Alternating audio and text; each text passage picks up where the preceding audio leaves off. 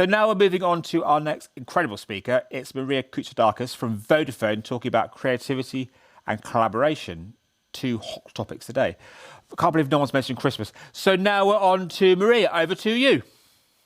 Hello, thank you for having me. So a speedy 10 minutes or 8 minutes, as I've been told the counter will tell me, to give you some reflections on creativity and collaboration that we've learned over 2020 at Vodafone. And I've called the presentation Exit 2020 because I don't know about many of you, I'll be very glad to see the back of this year. However, there are some things that we've learned at Vodafone that we want to take with us to 21 and beyond. And I just want to spend the next few moments that I have with you sort of reflecting on some of those. So the first big lesson that we've learned and we're taking with us is our galvanization around the question of why. So why does Vodafone exist? What do we do every day? And very quickly in the crisis, we got together as a team and we united around this notion of we connect for a better future, which is our purpose. But actually in today's lockdown, it meant we had to help the UK keep connecting through the crisis. So this crisis has allowed us to really bring purpose to the forefront of our communication and the business, not in a tokenistic way, but in the North Star way that guided many of the choices and communication choices that we made this year. And that's definitely something we will take with us. The second lesson that we will take with us, and I've called it long live bacon. And for those of you that are close to or in the telco world, bacon is a synonym or metaphor, should I say, for our competition, EE and Kevin Bacon. And I think what happened during the crisis is it's interesting. Telco has always been a very competitive market, and we do keep an eye on what our competition do. And dare I say, sometimes we spend more time on what our competition do than what our consumer needs. And what we've learned during the crisis is that actually what the consumer needs in the here and now, and contextualizing and hooking our propositions and our communications and our points of view more in the here and now than we ever have is definitely something we want to take forward. So not to say we would not keep an eye on the competition and make sure that we're always understanding what they're offering consumers. It became super important for us to keep an eye on the actual customer. And one of the things we've put into our weekly ways of working is a pulse check with the consumer every Friday, which we do with all of our agencies, where we review PR coverage, consumer sentiment and social, conversations and social, thinking, doing, media coverage. And this is really making sure that we continue to stay in touch with the customer, particularly since we're all working from home. And often you don't get to see the outside world on your way to work or in between meetings as we used to. So really keeping an eye on the consumer and a pulse check of what the consumer's thinking, because in many instances, our lives are very different today because we are working from home from many in the UK. So that's the other one. So point two, one is know your why, and then point two is long live bacon, keep an eye on the consumer, not just the competition. The second or third, should I say, lesson that we're taking with us is this idea of dense or cool and charming. And really that's an analogy for things will go wrong, but that's fine because we learn from them and we move on. And probably in the spirit of creativity and collaboration, the very first ad we made coming out of lockdown, which was due to air in July, to be honest, we shot it, learned a lot and canned it and didn't put it on air. A big decision, an expensive learning, yes, but a learning nonetheless. And since then, we've shot 4 new ads, including Christmas. You wanted to mention Christmas, there we go, including Christmas post-lockdown. And we've learned a lot. And actually, the creativity has not been lost with the COVID ways of working.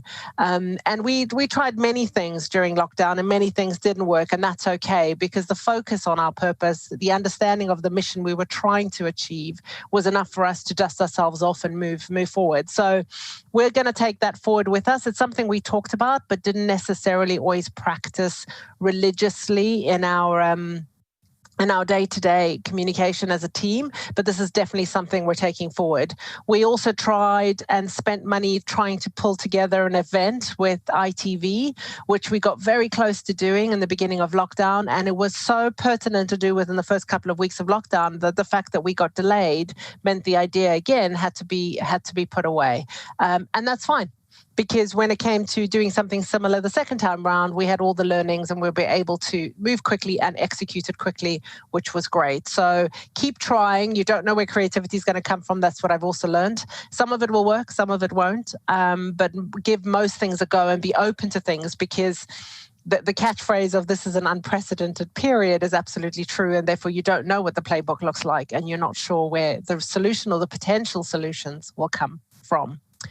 And then the final one and the final thought for me is it's always been about you. It's you, and it's always been about you. And that you for me is my team.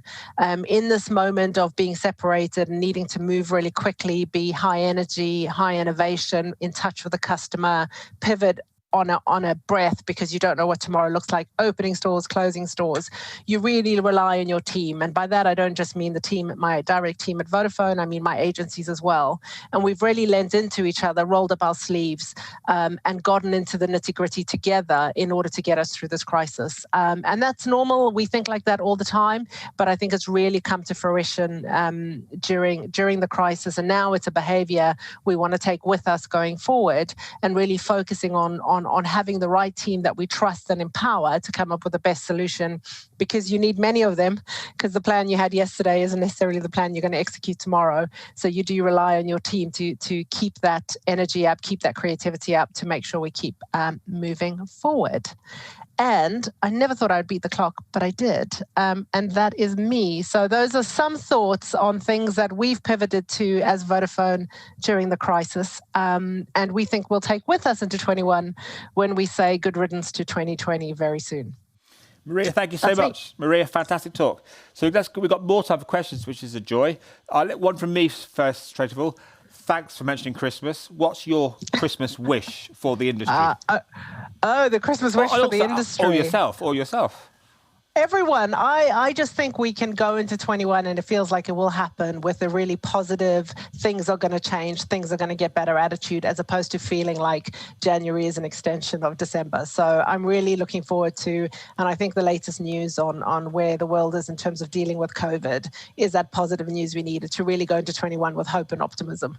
So long may that continue, and may all the predictions of us being back to a degree of normal by summer next year be true. Totally agree. Okay, let's go through some more serious questions. One here from Libby, who says, does every brand really need a purpose, with 3 exclamation marks?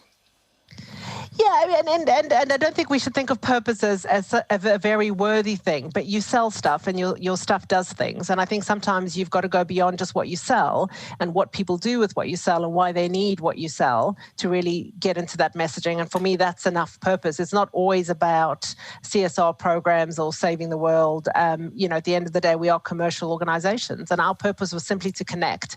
And we just reframed it to connect people to the life they left behind on the 23rd of March when we went into lockdown.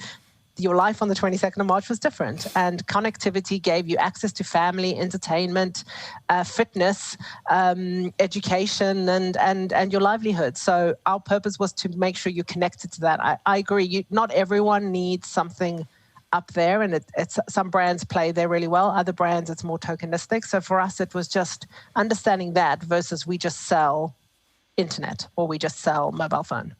Fantastic. Well, we're out of time. Thanks so much for your presentation and questions.